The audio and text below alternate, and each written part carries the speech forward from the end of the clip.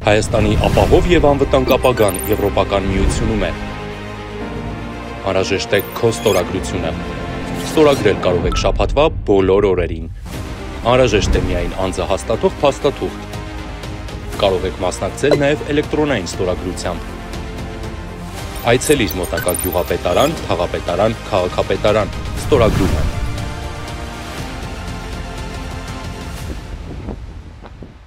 Սալիկների մեկ քառակուսի մետրը սկսած ընդամենը 1799 դրամից։ Մանրամասները idealsystem.am.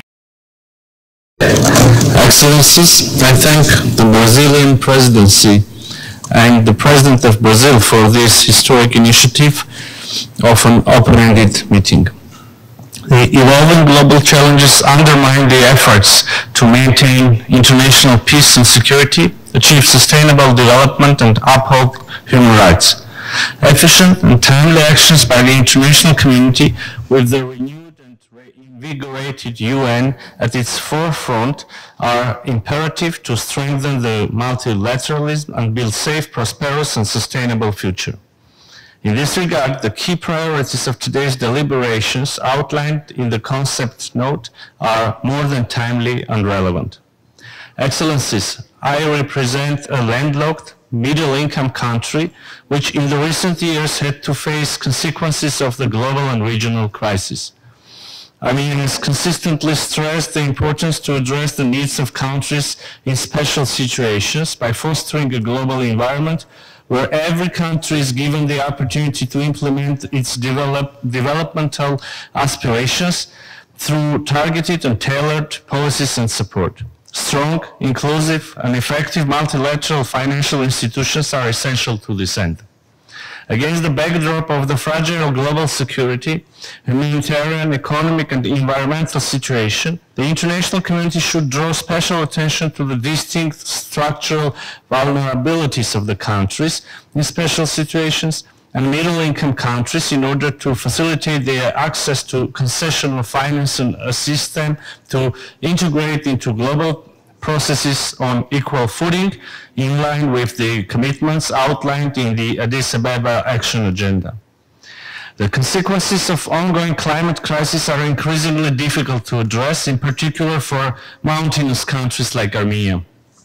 The threats posed by the climate change affect all aspects of sustainable development, requiring concerted climate action to ensure effective mitigation and adaptation of policies, as well as addressing the loss and damage. In this context, the establishment of sufficient, sustainable and predictable climate finance mechanisms with full engagement of different stakeholders is crucial to meet the commitments under the UN Framework Convention on Climate Change and the Paris Agreement. Excellencies, sustainable development cannot be achieved without lasting peace.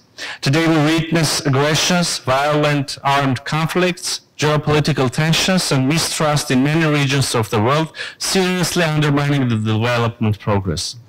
Our region wasn't immune to such challenges. Armenia's developmental aspirations were drastically affected by the consequences of a large-scale war, acts of aggressions against its sovereign territory, an influx of around 140,000 refugees, the entire indigenous population of Nagorno-Karabakh.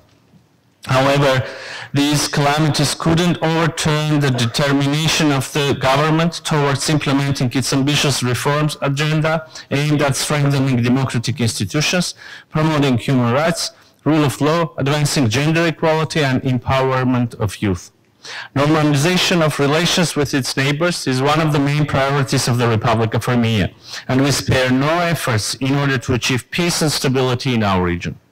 As part of our peace agenda, we have presented the initiative of the Crossroads of Peace that aims at development of connectivity between Armenia and the neighboring countries. We are convinced that unblocking of all transport communications in the South Caucasus will, with full respect for the state sovereignty, territorial integrity, and principles of equality of reciprocity, will open up new opportunities for the movement of cargo and citizens, thus promoting political dialogue, peace and prosperity in the region and beyond. We count on the support of our international partners in advancing above-mentioned goals. In conclusion, allow me to express once again our gratitude to Brazil for organizing this debate. As we have adopted the ambitious Pact for Future, let us seize the opportunity to reiterate our commitment to the renewed multilateralism aimed at more effective response to upcoming challenges and achieving safe, sustainable, and prosperous future for the generations to come. And I thank you.